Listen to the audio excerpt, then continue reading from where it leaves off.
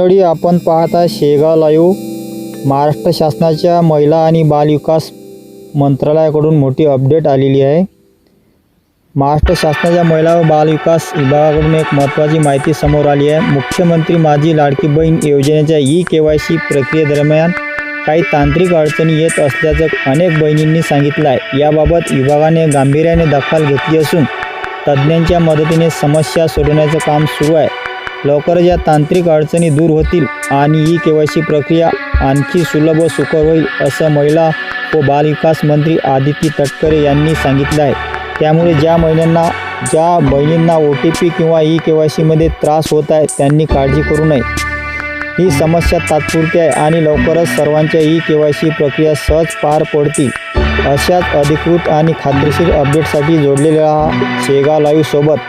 Like, share आणि subscribe करायला विसरू नका.